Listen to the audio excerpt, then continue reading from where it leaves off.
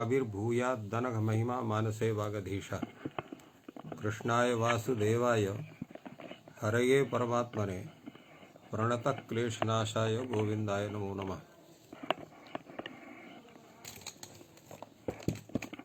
संस्कृत शौर्यम् इति पटले सम्बद्धाः समेपि विद्वांसः समेपि जिज्ञासवः छात्राः सर्वे सहृदयाः सज्जनाः अथ च एतस्य संस्कृत शौर्यम् इति पटलस्य संस्थापकः डॉक्टर राजकुमारः समेषाम् एतस्मिन् महाभाष्य व्याख्याने स्वागतं वर्तते।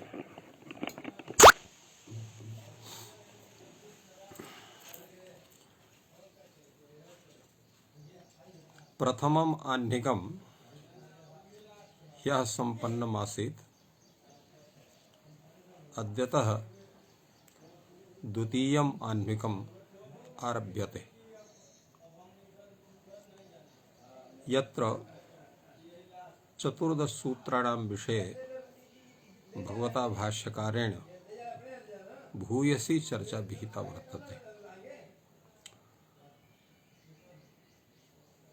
यतो हि व्याकरणशास्त्रस्य भित्तिः तावत् चतुर्दशसूत्रेषु एव वर्तते। चतुर्दशसूत्राणि एतानि एतदर्थमेव भगवता पाणिनिना तपश्चर्यया भगवन्तं महेश्वरम् आराध्य एतानि लब्धानि सन्ति। अतएव येनाक्षरसमाम्नाय मधिगम्य महेश्वरात् कृत्स्नं व्याकरणं प्रोक्तं तस्मै पाणिनये नमः इति तत्र पाणिनिशिक्षायां पाणिनिशिष्येण उल्लिखितं। तत्र तावत्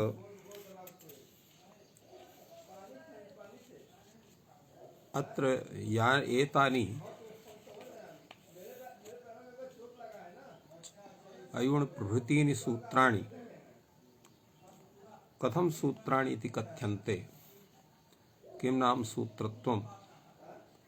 अत्र षड्विधसूत्रेषु कथं भूतं सूत्रत्वं वर्तते इति तावत् विचारणीयं भवति। सूत्रस्य स्वरूपं यद् वर्तते तत्र सूत्रयति वेष्टयति स्वस्मिन्नखिलं तात्पर्यं स्थापयति इति सूत्रम्। अर्थात सूत्रवेष्टने इति धातोः अच् प्रत्यये सति सूत्रम् इति शब्दः निष्पद्यते। भारतीय वाङ्मये वेदे सूत्रग्रन्थेषु षड्दर्शनेषु केषुचिद् व्याकरणादि वेदांगेषु अन्येष्वपि साहित्यादि शास्त्रेष्वपि सूत्राणां परिपाटी दृश्यते, किन्तु सूत्राणाम् एकमेव स्वरूपं प्रायः सर्वत्र प्राप्यते। सूत्रस्य लक्षणमपि विष्णुधर्मोत्तरपुराणे तथैव उल्टङ्कितम्। अल्पाक्षरमसन्दिग्धं सारवद् विश्वतो मुखं स्तोभमनवद्यं च सूत्रं सूत्रविदो विदुः। अर्थात यत्र अल्पानि एव अक्षराणि भवन्ति, अर्थात लाघवेन यद् वाक्यं प्रवर्तते स्वार्थबोधनाय तच्च वाक्यं कीदृशम् असन्दिग्धम्, अर्थात सर्वथा सिद्धान्तभूतं तद्वाक्यं भवति यत्र सन्देहस्य न तत्र परिकल्पना भवितुमर्हति। एवमेव सारवत् भवति, अर्थात तत्र केवलं तत्त्वस्यैव मुख्यतत्त्वस्यैव प्रतिपादनं जायते। विश्वतो मुखम् इत्यस्य तात्पर्यं भवति यत् स्वकीयं यत् स्वरूपं वर्तते तस्य सूत्रस्य, यच्च तस्य प्रतिपाद्यं वर्तते, यच्च तस्य अनुशासनं वर्तते, तत्सर्वं सर्वेषु लक्ष्येषु प्रवर्तेत। एतदेव तस्य विशदो मुखत्वम्। अस्तोभम्, अस्तोभं नाम अप्रतिबद्धं, केनापि तत्र केनापि तस्य प्रतिबन्धः न भवति, तस्य बाधः न भवति, निर्बाधरूपेण तस्य प्रवृत्तिः सर्वत्र वर्तते। अनवद्यत्वम्, अनवद्यत्वं नाम सर्वथा प्रशंसनीयत्वम्, अर्थात् स्वकार्य विषये सम्यक् प्रतिपादकत्वात् तस्य स्वरूपम् अनवद्य स्वरूपं सुरक्षितं भवति। एवं तत्र सूत्रस्य लक्षणं प्रतिपादितं वर्तते। तच्च सूत्रं संज्ञा च परिभाषा च विधिर्नियम एव च अतिदेशोऽधिकार च षड्विधं सूत्रलक्षणम् इति रीत्या तत्र संज्ञा भेदेन, परिभाषा भेदेन, विधि भेदेन, नियम भेदेन, अतिदेश भेदेन, अधिकार भेदेन च सूत्राणां षड्भेदाः भवन्ति। अत्र काचन चर्चा विद्वत्सु भवति। षड्विधत्वम् अत्र विधा पदार्थः कः, तत्र विचारः करणीयः। विधा पदार्थस्य विषये एकं लक्षणं वर्तते। स्वव्याहृत पदार्थावच्छेदक व्याप्यमिथो विरुद्ध यावद्धर्म प्रकारक बोधानुकूल व्यापारः विधा पदार्थः। अत्र स्वसंव्याहित पदार्थावच्छेदक व्याप्यमिथो विरुद्ध यावद्धर्म प्रकारक बोधानुकूल व्यापारः विधा पदार्थः यः कथितः वर्तते, तत्र स्वशब्देन विधा शब्दस्य ग्रहणं भवति। यथात्र षड्विधं सूत्रलक्षणम्, अत्र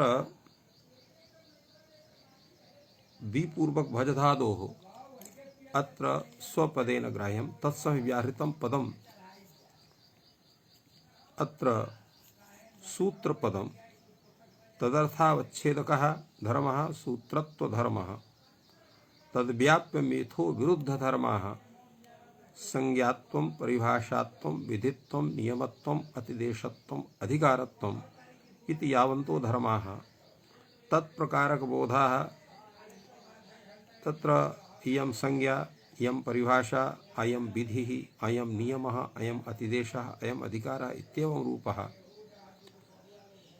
तथैव प्रत्येकस्मिन् सविकल्पके ज्ञाने एवं तत्र तथा ही प्रत्येकस्मिन् सविकल्पे ज्ञाने कश्चित् प्रकारः भवति कश्चित् विशेष्यः भवति। यथा अयं घटः इत्यत्र घटत्वं प्रकारः घटः विशेष्यः भवति, तथैव इयं संज्ञा इत्यादिषु पूर्वोक्त ज्ञानेष्वपि संज्ञात्व परिभाषात्व विधित्वादयः धर्माः प्रकाराः भवन्ति। तस्मात् पूर्वोक्ताः बोधाः संज्ञत्यादिक प्रकारकाः जाताः तादृशबोधानाम् अनुकूलः व्यापारः संज्ञा परिभाषा विधि नियमादिदेश अधिकार इति रीत्या पृथक पृथक लेखन कथनादि रूपः एव व्यापारः एवं रूपेण अत्र विधा पदार्थस्य परिज्ञानं भवति। अत्र षड्विधं सूत्रलक्षणं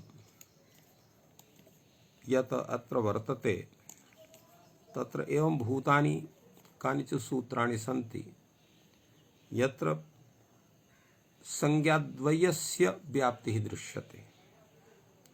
यथा तत्र सौजस्मौट् इति सूत्रं वर्तते। सौजस्मौट् इस सूत्रे आदिरन्तेन सहेतः इस सूत्रेण एकवाक्यताम् आदाय सुट् आप सुप एते प्रत्याहाराः तत्र भवन्ति। तेन सौजस्मौट् इत्यादि सूत्रस्य तत्र स्वादि विधायकत्वमपि वर्तते। एवं प्रत्याहार बोधकत्वात् संज्ञा सूत्रत्वमपि वर्तते। तो धर्मद्वय सत्वात् अत्र विधा पदार्थस्य उत्पत्ति न भवितुमर्हति। एवं शेषे इति सूत्रेपि अनुवर्तिष्यन्ते तत्र घादयः इति भाष्यबलात् अधिकारत्वमपि वर्तते, घादीनां विधायकत्वात् विधिसूत्रत्वमपि वर्तते। इत्थं धर्मद्वयम् अत्रापि वर्तते एव। तो एवं शेषे इति सूत्रे सौजस्मौष् इति सूत्रे संज्ञात्व विधित्वयोः सौजस्मौष् सूत्रे संज्ञात्व विधित्वयोः शेषे इति सूत्रे अधिकारत्व विधित्वयोः सत्वात् अत्र प्रथमस्थले सूत्रत्व व्याप्त धर्मयोः संज्ञात्व विधित्वयोः, द्वितीय स्थले तत्र सूत्रत्व व्याप्य धर्मयोः अधिकारत्व विधित्वयोः विरुद्धत्वात् तो अविरुद्धत्वात् षड्विध पदार्थानुत्पत्तिः आयाति। अतः अत्र विधा पदार्थस्य कश्चन परिष्कारः क्रियते। कः परिष्कारः? स्वव्यारहित पदार्थावच्छेदक व्याप्य धर्मावच्छिन्नावच्छेदकतावच्छेदक विधो विरुद्ध यावत् धर्म प्रकार बोधानुकूलो व्यापारः विधा पदार्थः इति परिष्क्रियते। तो अत्र स्वविधा पदार्थः स्वसंग्राहित पदार्थावच्छेदक धर्मः सूत्रत्व धर्मः, तद्व्याप्य धर्मः संज्ञात विधित्वादि धर्मः, तदवच्छेदकतावच्छेदक धर्मः सूत्रत्व तत्र संज्ञात्यात्व विधित्वत्व नियमत्वत्वादि धर्मः, तत्र मिथः विरुद्धत्वम् वर्तते एव। भवतु नाम संज्ञात्व विधित्वयोः अधिकारत्व विधित्वयोः तत्र स्थिति अस्ति, किन्तु संज्ञात्वत्व धर्मस्य विधित्वत्व धर्मस्य अथ च अधिकारत्वत्व धर्मस्य संज्ञात्वत्व तत्र विधित्वत्व धर्मस्य भेदात् मिथो विरुद्धस्य सत्वात् मिथो तत्र मिथो विरुद्ध यावद्धर्म प्रकार बोधानुकूल व्यापारस्य स्थिति अत्र आगच्छति। तो इत्थं यदा परिष्कारः क्रियते तदा कश्चन दोषः अत्र न भवति एवं तत्र विचार्यते।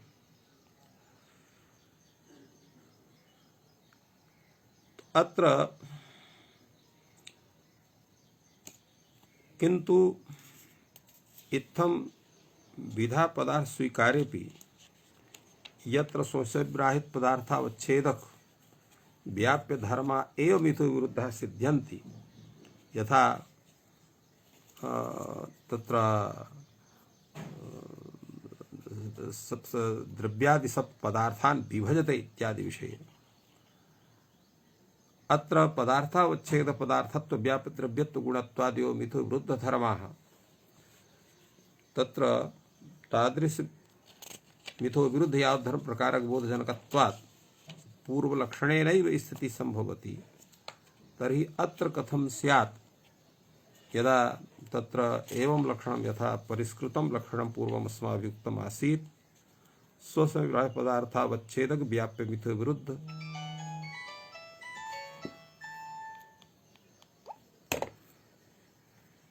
स्वसंग्राहित पदार्थावच्छेदक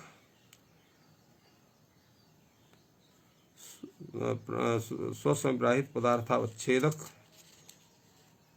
व्याप्य धर्मावच्छिन्नावच्छेदकतावच्छेदक मिथो विरुद्ध यावत् धर्म प्रकार बोधानुकूल व्यापारः एवं रूपेण लक्षणं यदा क्रियते तदा अत्र कथं विचारः स्यात्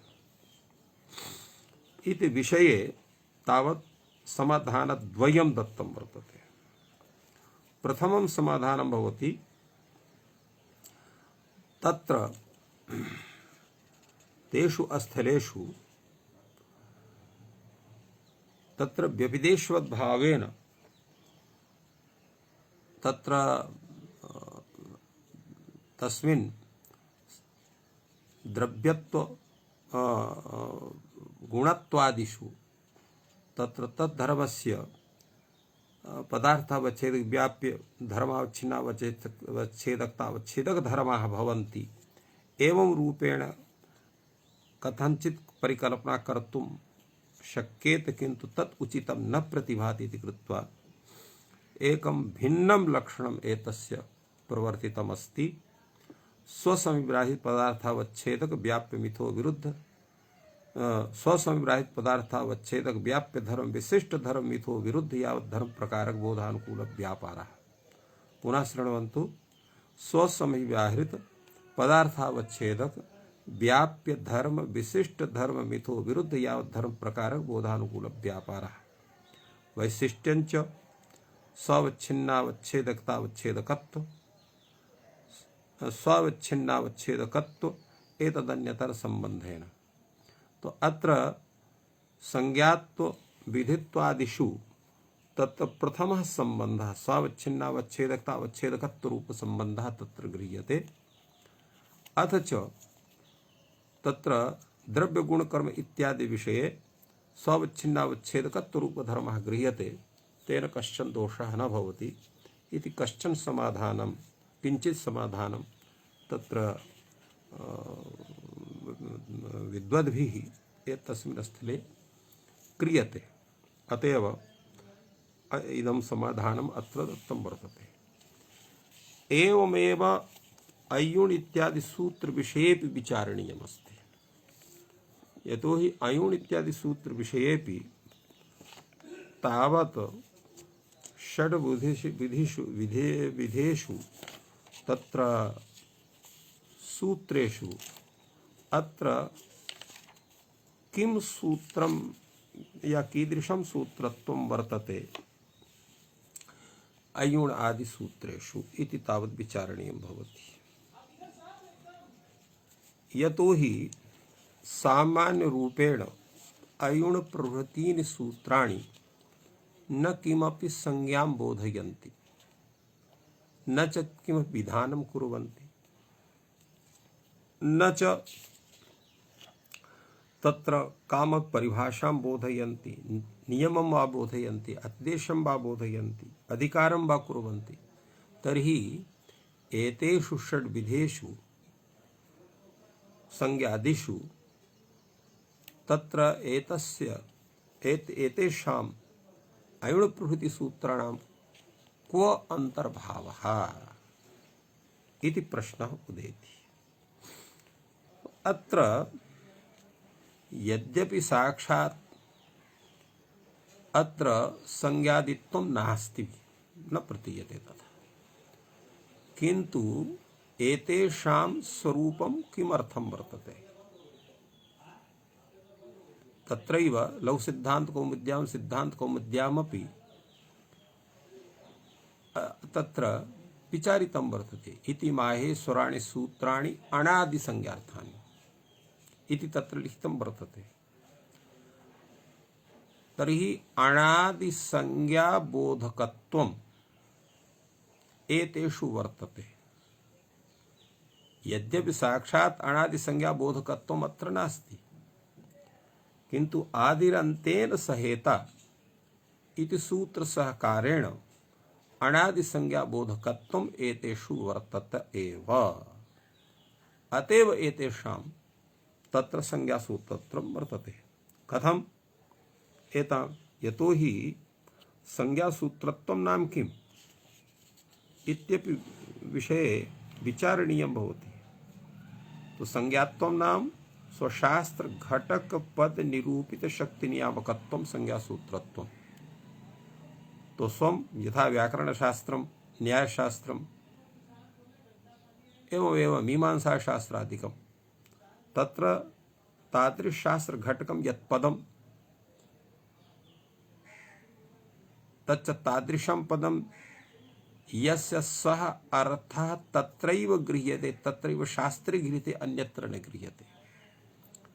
तो स्वशास्त्र घटक पद निरूपिता शक्ति तत्शक्ति नियामकत्वं तत्र भवति। यथा वृद्धिरादय इति सूत्रं वर्तते, संज्ञा सूत्रम् इदम्। अत्र स्वं शास्त्रं व्याकरण शास्त्रं तद् घटक पदम् अत्र स्वं व्याकरण शास्त्रं तत्रैव अत्र वृद्धिरादैच इति शास्त्रम्। तद्घटकपदं किमस्ति? वृद्धिपदं। तन्निरूपिता शक्ति आदैच तत्र तन्निरूपिता शक्ति तत्र भवति, यतो हि अत्र वृद्धिपदम् आदैच निरूपित शक्तिमत् भवति।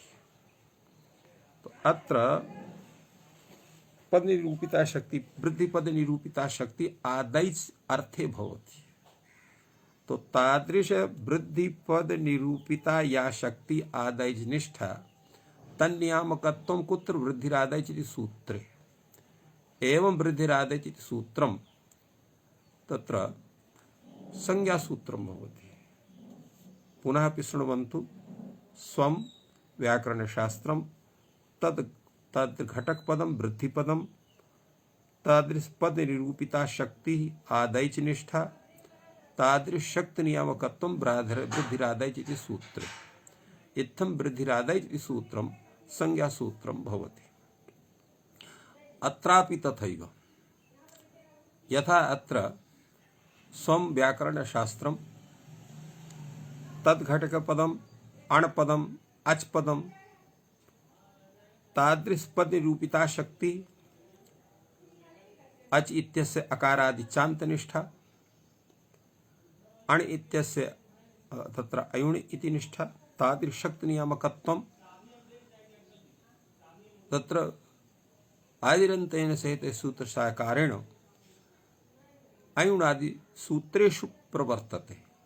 अस्माद्धेतोः अयुण इत्यादि सूत्राणि संज्ञासूत्राणि कथ्यन्ते। तत्र एतादृशं स्वरूपम् एतस्य भवति, यतो हि अत्र एकवाक्यता जायते।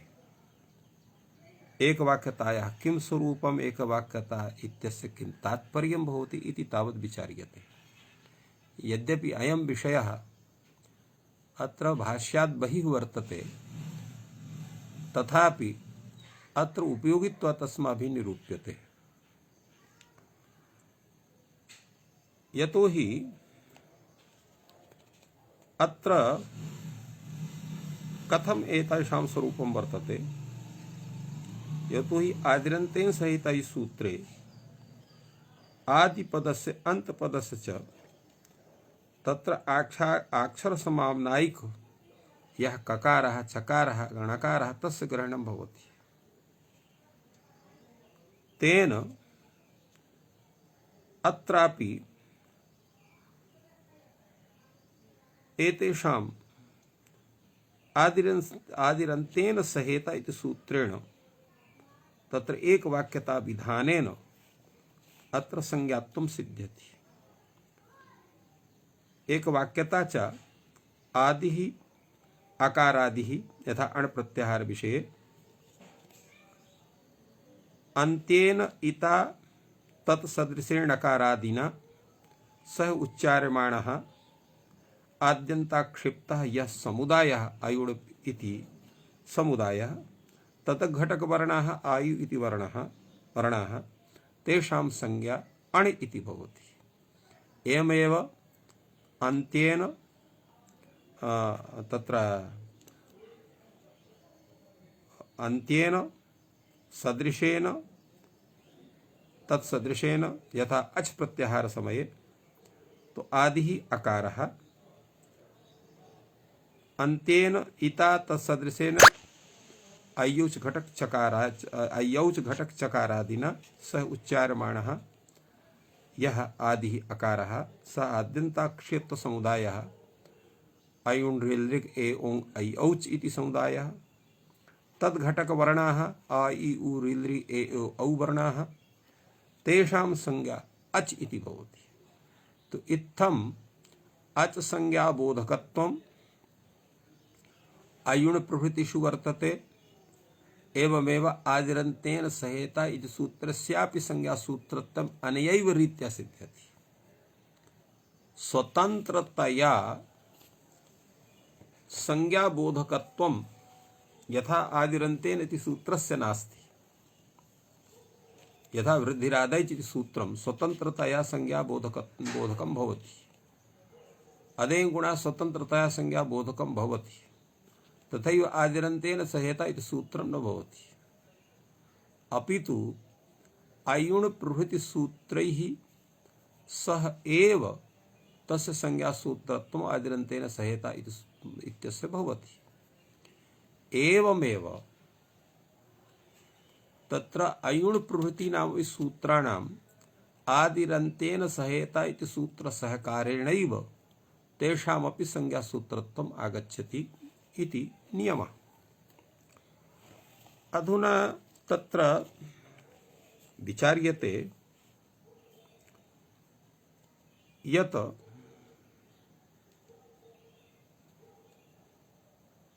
अत्र एकवाक्यता कथं भवति, एकवाक्यतायाः किं स्वरूपम्। तत्र उच्यते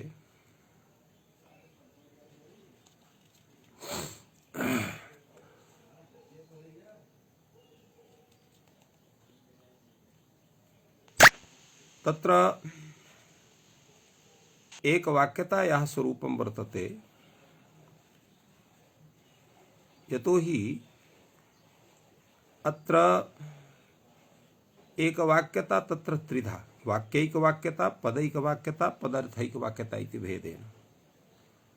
तत्र एकवाक्यता किं भवति, उपजीव्योपजीवक भावापन्न बोध प्रयोजकत्वं वाक्यैकवाक्यत्वम्।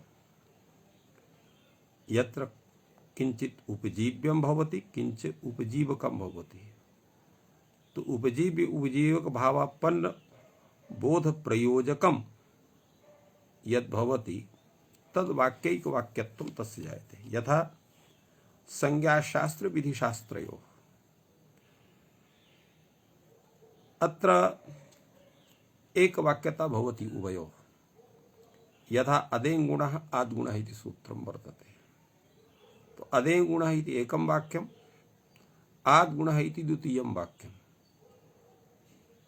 यतोहि यावत् गुणपदस्य ज्ञानं न भवितुमर्हेत् तावत् आद्गुणः इत्यस्य शाब्दबोधः कथमपि संभवं नास्ति।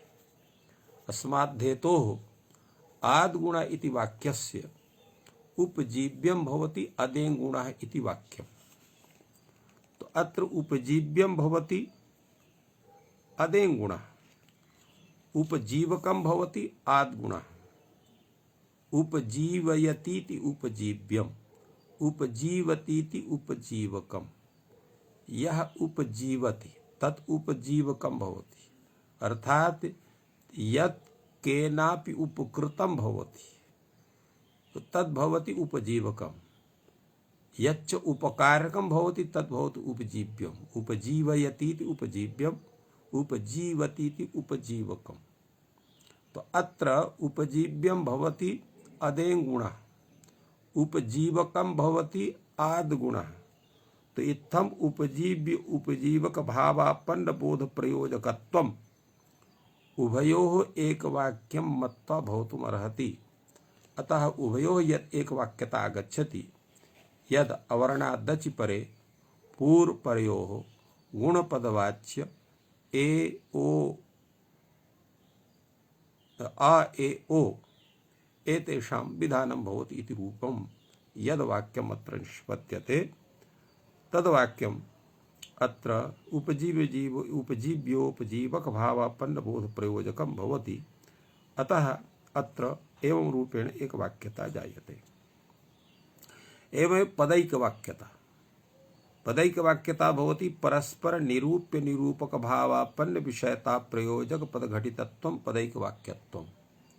अर्थात यत्र एकं पदं भवति अनन्तरम् एकं वाक्यं भवति।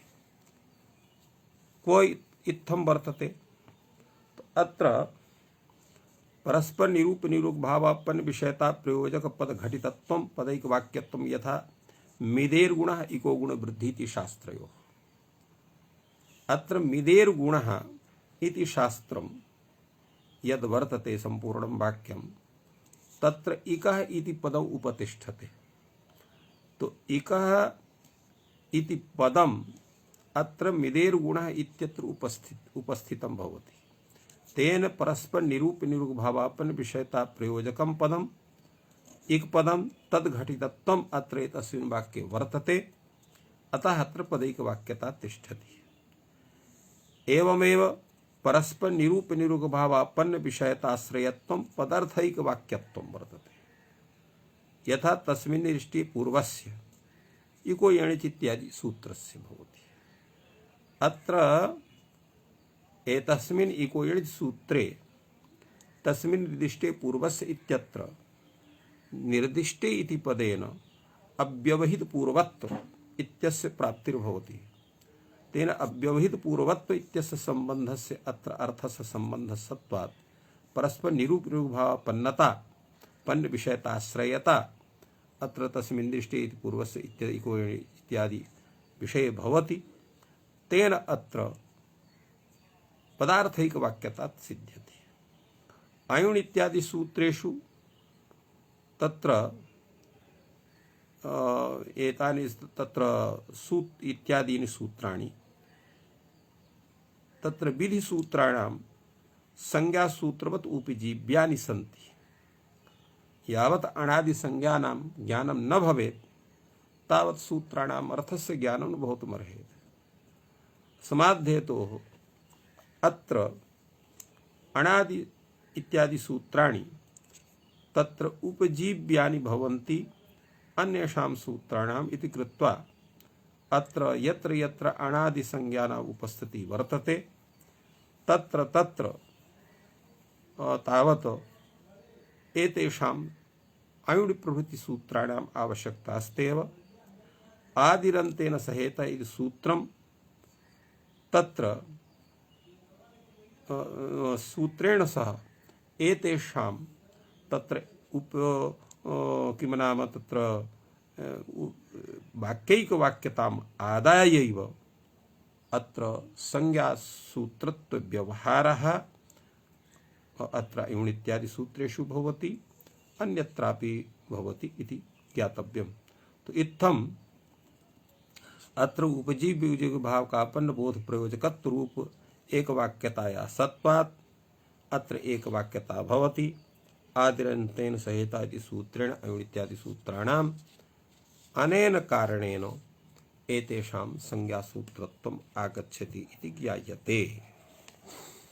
इत्थम् अनेन विचारेण इत्थं ज्ञातं भवति यत् अयुण् इत्यादि यानि सूत्राणि सन्ति तानि सर्वाणि संज्ञासूत्राणि एव सन्ति इति ज्ञायते। कश्चन अपरोपि विचारः तत्र समागतः शब्देन्दुशेखरादि ग्रन्थेषु तदा कथयन्ति तत्र अयुण् प्रभृतिषु सूत्रेषु विधिसूत्रत्वमपि वर्तते। यतो हि अकारादीनां साधुत्वमपि एतानि बोधयन्ति। अत्वावच्छिन्नः साधुः, इत्वावच्छिन्नः साधुः, उत्वावच्छिन्नः साधुः एवं रूपेण स्वरूपबोधकत्वमपि तेषां वर्तते। किन्तु स्वरूपबोधकत्वेपि तेषां वस्तुतः मुख्यं स्वरूपं यद् वर्तते, मुख्यं स्वरूपं नाम किम्? एतच्छास्त्र स्वरूपबोधकत्वम्। तो एतच्छास्त्र स्वरूपबोधकत्वं तु संज्ञासूत्र स्वीकारे एव संभवम्। अथ च एतेषां प्रयोजनमपि तथैव वर्तते यथा पूर्वमस्माभिः उक्तमासीत् इति माहेश्वराणि सूत्राणि अणादिसंज्ञार्थानि। तो तेन एतेषां संज्ञासूत्रत्वमेव सिद्ध्यति सम्यक्तया इति बोध्यम्। अत्र भगवता भाष्यकारेण अयुण् एतेषां सूत्राणां सम्यक् विचारं सम्यक् विचारः भगवता भाष्यकारेण विहितः। तत्र प्रश्नः तेषां स्वरूप विषये भवति। अयुण् अकारस्य विवृतोपदेशः आकारग्रहणार्थः इति प्रथमः विचारः प्रवर्तते। अकारस्य विवृतोपदेशः कर्तव्यः। किं प्रयोजनम्? आकारग्रहणार्थः। अकारः सवर्णग्रहणेन आकारम् अपि यथा ग्रहणीयात्। तो अयमेव विचारः पूर्वं कथं प्रवर्तितः भाष्यकारेण इत्यपि तावत् विचारणीयः। अकारस्य विपरीतोपदेशः अकार ग्रहणार्थः यत् प्रथमं वार्तिकं वार्तिककारस्य अत्र दत्तं वर्तते, भाष्यकारेणापि तथैव वार्तिकमिदं व्याख्यातम् अस्ति। अकारस्य विपरीतोपदेशः कर्तव्यः किं प्रयोजनम् आकारग्रहणार्थः अकारः सवर्णग्रहणेन आकारमपि यथा ग्रहणीयः। वस्तुतः अयम् अकारः समेषामपि वर्णानाम् आदिवर्णः। अकारस्य अतएव सर्वत्र अधिकः प्रयोगः भवति। तत्रापि व्यक्तिपक्षः जातिपक्षः पक्षद्वयं वर्तते, वर्णविषये अपि पदविषये अपि वाक्यविषये अपि। तो अत्र व्यक्तिपक्षमादाय अत्र एवं भूतः विचारः प्रवर्तितः यत् अकारस्य विवृतोपदेशः करणीयः। यतो हि सामान्येन ह्रस्वस्य अवर्णस्य यः प्रयोगः भवति सः संवृतः प्रयोगः भवति। ह्रस्वस्य अवर्णस्य प्रयोगे संवृतम् इति लिखितमपि वर्तते। तो तेन संवृत प्रयोगस्य अस्य सत्वात् सर्वत्र उपदेशे विवृतः प्रयत्नः एतस्य करणीयः। यतो हि अकारस्य उच्चारणेन यद्यपि सर्वेषाम् अकाराणां ग्रहणं न भवितुमर्हति सामान्यरीत्या। कथं? प्रत्युच्चारणे शब्दो विद्यते। तो प्रत्युच्चारणे शब्दो विद्यते इति नियमात् यदा एकस्य अकारस्य उच्चारणं वयं कुर्मः तर्हि तस्यैव अकारस्य बोधः अपि भवितुमर्हति, अन्यस्य अकारस्य बोधः न भवितुमर्हति। कथं? प्रत्युच्चारणे शब्दस्य भेदात्। यथा अहम् अकारं तत्र उच्चारयामि, कश्चन अन्यः अकारम् उच्चारयति, भिन्नो वा कश्चन उच्चारयति, तो आहत्य तत् त्रयः चत्वारः पञ्च वा अकाराः भवन्ति। तो सर्वेपि अकाराः उच्चारणभेदात् उच्चारणकर्तृभेदात् भिन्ना भिन्ना भवन्ति इति व्यक्तिपक्षे इयं रीतिः वर्तते। जातिपक्षे तु सर्वेपि अकाराः तुल्याः एव इति सर्वत्र अकारत्वजातेः सत्वात् सर्वेपि अकाराः एकाः एव भवन्ति, भिन्नाः न भवन्ति इति जातिपक्षम् आदाय तथा स्वीक्रियते। व्यक्तिपक्षम् आदाय सर्वे भिन्नाः भवन्ति। अथ च तर्हि व्यक्तिपक्षम् आदाय आकारेण सर्वेषां ग्रहणं कथं भवति इति विषये व्याकरणशास्त्रे एकं सूत्रं वर्तते, अणुदिस्सवर्णस्य चाप्रत्ययः। तो अणुदिस्सवर्णस्य चाप्रत्यय इति सूत्रेण अविधीयमानः अण् स्वसवर्णान् गृह्णाति। अतएव तस्य नाम तत्र ग्रहणकशास्त्रमपि वर्तते इति सम्यक् तत्र विचारितमस्ति। तो अत्र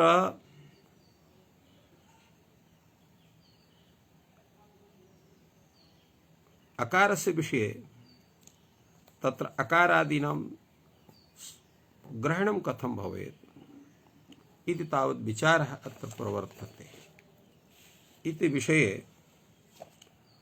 तत्र अकारादीनाम् अभेदविवक्षया अनुकरणत्वात् अर्थवत्वस्य अविवक्ष्यत्वात् तत्र एवं तत्र पुनः विचारः अत्र कश्चन विचारः यद्यपि भाष्ये नागतः किन्तु प्रदीपादिषु वर्तते, तो सोऽपि विचारः अत्र उपस्थापनीयः। अत्र संधि कथं न भवति? आ इ उ इत्यादौ आ इ इत्यत्र गुणः भवेत्, इ उ इत्यत्र यण् स्यात्, एवं रूपेण संधि कथं न भवति इति विषये विचारः वर्तते। द्वितीयः विचारः भवति अत्र विभक्त्युत्पत्तिः कथं न भवति इत्यस्मिन्। एवं तत्र तृतीयः विचारः भवति अत्र कारप्रत्ययः कथं न भवति इति त्रयः विचाराः अत्र कैयट ग्रन्थे नागेश ग्रन्थे विचारिताः। एवमेव तत्र लघुशब्देन्दुशेखर विषयेपि तत्र एते विचाराः समागताः वर्तन्ते। तो अत्र प्रथमः प्रश्नः भवति विभक्त्युत्पत्तिः कथं न भवति। तो विभक्त्युत्पत्ति विषये अत्र समाधानद्वयम्। प्रथमं समाधानम् अत्र वर्तते यत् एते अकारादयः वर्णाः अयं घटकाः वस्तुतः भगवता माहेश्वरेण ढक्का निनादेन संप्राप्ताः। तो ढक्का निनादेन यथा ते अभिव्यक्ताः वर्णाः वर्तन्ते तथैव तद्रीत्यैव पाणिनिना ते गृहीताः। तत्र अनुकार्यं वर्तते ढक्का निनादेन व्यञ्जितानाम्, अनुकरणत्वं वर्तते पाणिनिना गृहीतानाम्।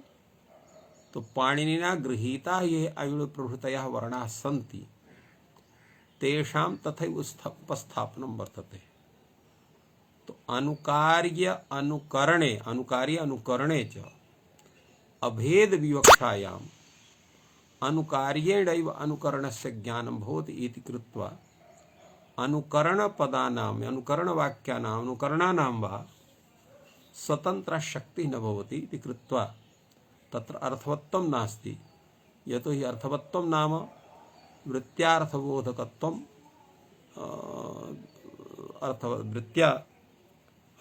वृत्त्यार्थबोधकत्वम् अर्थवत्त्वं। तो वृत्त्या अर्थबोधकत्वम् अत्र नास्ति। अनुकार्येण अनुकरणानां बोधकत्वं वर्तते न तु वृत्त्या वर्तते। तस्माद् हेतोः अर्थवत्त्वाभावात् एतेषां प्रातिपदिकसंज्ञा न भवति इति एकं समाधानं भवति। द्वितीयं समाधानमपि अत्र जायते यत् सौत्रत्वाद् विभक्त्युत्पत्तिर्नास्ति। सौत्रत्वादपि समाधानं जनाः कुर्वन्ति। तो अत्र एवं स्वरूपेण अनुकार्येण तत्तेषां बोधात् अर्थवत्त्वस्य अभावात् या अर्थवत्त्वस्य अविवक्षणात् विभक्त्युत्पत्तिर्न भवति। एवं अत्र संधिरपि न प्रवर्तते। यो हि वर्णोपदेशकाले इस समय वर्णानाम् उपदेशः अभवत् तस्मिन् समये तत्र स्वर विषये न एवं तत्र संधि विषये विचारितं भवति। संधि कथं न अत्रापि तथैव विचारः यदि तत्र संधि विधायकानि यानि सूत्राणि सन्ति तानि सूत्राणि तत्र तदैव संधिं कुर्वन्ति यदा तत्र संधेः विवक्षा भवति। संहिता तत्र भवति। संहितायां सत्यां संधि। तो संहितायाः अविवक्षणात् अत्र संधिकार्यं न भवति। एकं समाधानं जायते। द्वितीयं समाधानम् इत्थमस्ति यत् एतानि अ इ उ ऋ लृ ए औ इत्यादीनि यानि अक्षराणि सन्ति तानि सर्वाणि चादिगणे पठितानि सन्ति। तो चादिगण पठितत्वात् एतेषां प्रगृह्य संज्ञा भवति। निपात एकानानि एको निपात प्रगृह्य स्यात्। प्लुत प्रगृह्य नित्यम् इति सूत्रेण प्रकृतिभावः भवति। स्माद्धेतोः अपि तत्र संधिकार्यं न। इत्थं समाधानं विद्वद्वरैः दीयते। अत्र एवं अत्र समाधानम् एतस्य वर्तते। अनन्तरम् अत्र विचारः भवति अकारस्य विवृतोपदेश विषये। अकारस्य विवृतोपदेशः करणीयः वा न वा करणीयः। भाष्यकारः कथयति करणीयः। कथम्? आकारस्य ग्रहणं यथा स्यात्। यतोहि संवृतः चेत् स्यात् तर्हि प्रयत्नभेदात् तस्य ग्रहणं न स्यात्।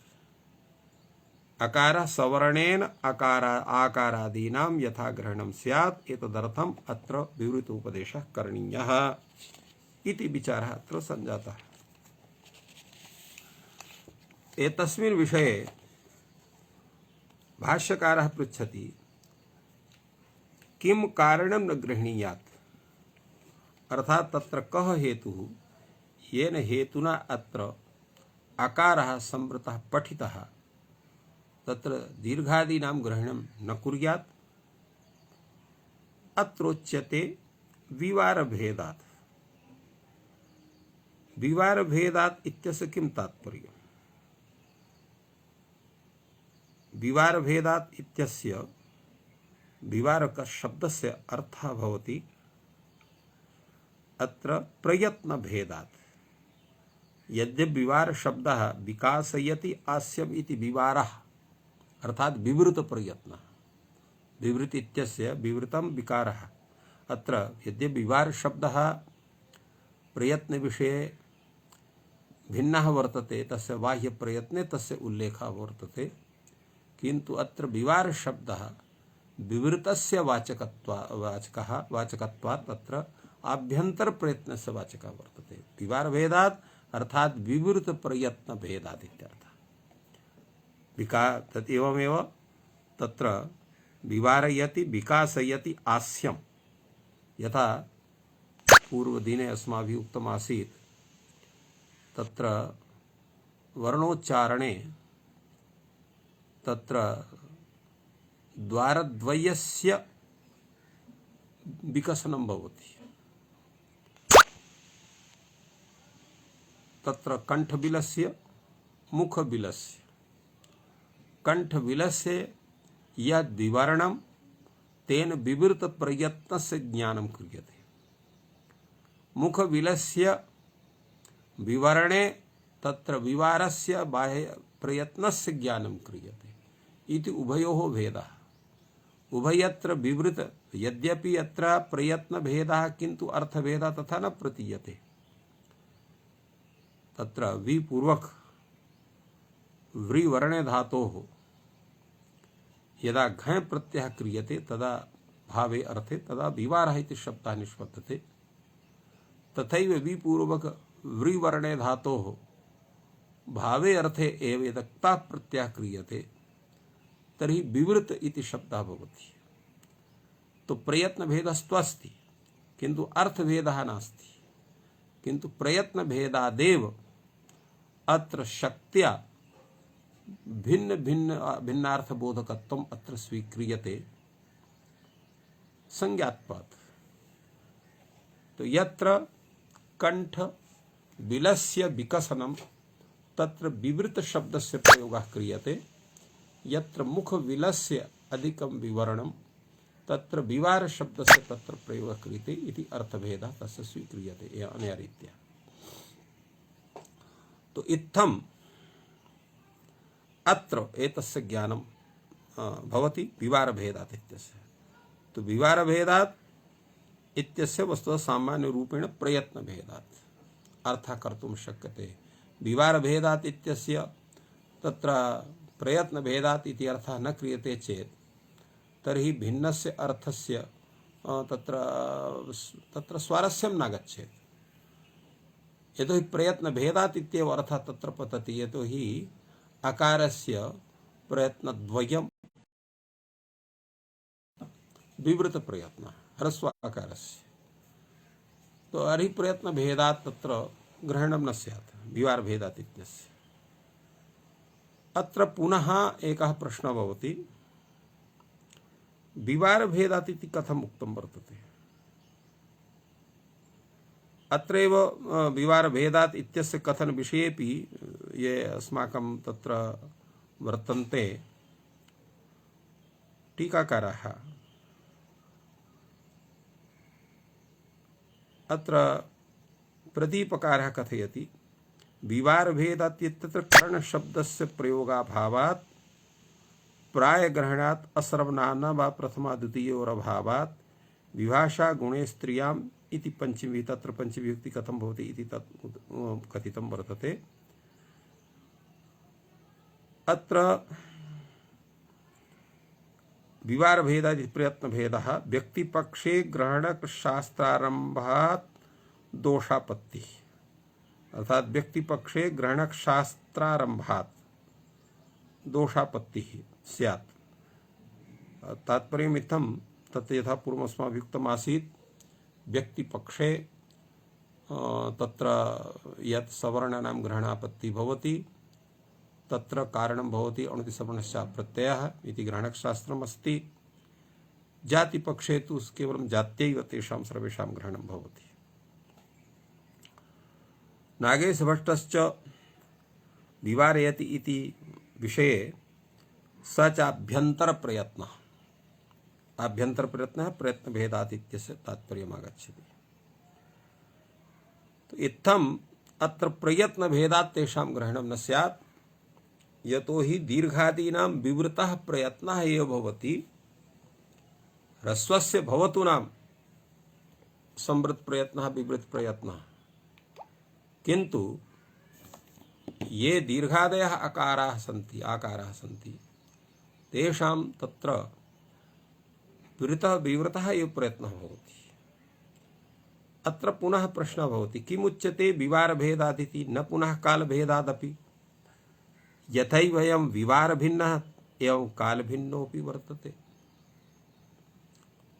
अत्र अयमपि विषयः विचारणीयः। यतो विवारभेदात् इति तु उक्तम्, किन्तु विवारभेदेनैव सह कालभेदोऽपि तथैव वर्तते। ह्रस्वः आकारः एकमात्रिकः, दीर्घः द्विमात्रिकः, प्लुतः त्रिमात्रिकः। अतः कालभेदादपि वक्तुं शक्यते। अत्र कालभेदात् इति कथितं विवारभेदात् इति तत्र एतस्य किं कारणं वर्तते?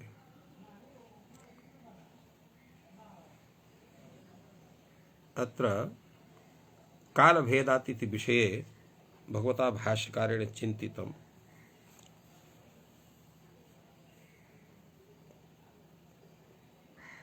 तत्रोच्यते यत् कालोपि कदाचित् प्रयत्नत्वेन स्वीक्रियते। यतो हि एकमात्रिकः कालः, द्विमात्रिकः कालः, त्रिमात्रिकः कालः यः उच्यते सोऽपि कालः तत्र प्रयत्ने नैव सिद्ध्यति इति तेषां तत्र कदाचित् प्रयत्न विषयेपि स्वरूपम् आगच्छति इति मत्वा कालभेद विषयेपि आशंका कृता वर्तते। तदा उच्यते सत्यम एव एतत्, अर्थात भवतः कथनं सत्यं वर्तते। यत् यथा प्रयत्न भेदः वर्तते तथा कालभेदः, तो कालभेद विषये कथनीयं, कथं पुनः तत्र वर्तते, कालभेद विषये कथनं वर्तते, विवार भेदे कथनं वर्तते, कालभेदे कथनं कथं न इति प्रश्नः वर्तते। सत्यमेव एतत् भाष्यकारः अत्य सम्यक् प्रतिपादयति। तुल्यास्य प्रयत्नं सवर्णम् इत्यत्र आस्य ग्रहणस्य प्रयोजनम्। तुल्यास्य प्रयत्नं सवर्णम् इत्यत्र आस्य ग्रहणस्य प्रयोजनं तत्र दत्तं वर्तते। आस्ये येषां तुल्यो देशः प्रयत्नश्च ते सवर्ण संज्ञा भवन्ति। अर्थात् सवर्ण संज्ञा विषये ताल्वादि स्थानानि अथ च आभ्यंतर प्रयत्नाः एव आवश्यकाः भवन्ति। तेभ्यः भिन्नाः आवश्यकाः न भवन्ति। और कालः कीदृशः? बाह्यश्च पुनरास्यात् कालः, आस्य प्रदेशात् कालः बहिर्भवति। कथं बहिर्भवति इति विषये विचारयामः अनन्तरम्। आस्यं नाम ओष्ठात् प्रभृति आकलकात् आस्यम्, अर्थात ओष्ठात् आरभ्य काकलक पर्यन्तः यः भागः सः भागः सः देशः आस्यं कथ्यते। तो एवं तत्र आस्यस्य कथनात् अत्र यः कालः सः आस्य प्रदेशात् बहिर्भूतः भवति। तेन कालस्य ग्रहणं कथमपि न भवितुमर्हति। स्थानस्य ग्रहणं भवति, आभ्यन्तरप्रयत्नस्य ग्रहणं भवति। आसे येषां देशः, आसे येषां तुल्यो देशः प्रयत्नस्य ते सवर्णसंज्ञा भवन्ति। बाह्यश्च पुनरास्यात् कालः, तेन स्यादेव कालभिन्नस्य ग्रहणं न पुनर्विवरभिन्नस्य ग्रहणं, विवारभिन्नस्य ग्रहणं। तो कालभिन्नस्य ग्रहणं तु भवितुमर्हति, किन्तु प्रयत्नभिन्नस्य ग्रहणं न भवितुमर्हति इति कथनं वर्तते। अत्र कालः कथम् आस्यात् बहिः भवति इति विषये वयं श्वः विचारयिष्यामः। यतोहि अयं विषयः तत्र समयसाध्यः वर्तते, किन्तु अयं विषयः तत्र विचारणीयः वर्तते यत् ये आस्ये अभिनिर्वृत्ताः सन्ति तेषाम् एव ग्रहणं भवति। अत्र प्रयत्नाभिनिर्वृत्तात् कालस्य यद्यपि प्रयत्नत्वं वर्तते इत्थं कश्चन विचारयति, किन्तु सामान्य रूपेण कालः प्रयत्न रूपेण नास्ति, तस्मात् भिन्नः भवति। तस्मात् हेतोः आस्य बहिर्भूतत्वात् कालस्य तत्र आस्य ग्रहणं न भवति इति तत्र प्रतिपादितं वर्तते। तत्र कथं कालः आस्यात् बहिर्भूतः इति विषये श्वः वयं सम्यक्तया विचारं करिष्यामः। अधुना अद्यैव विरम्यते। सर्वेभ्यो नमः। जयतु संस्कृतं, जयतु भारतम्।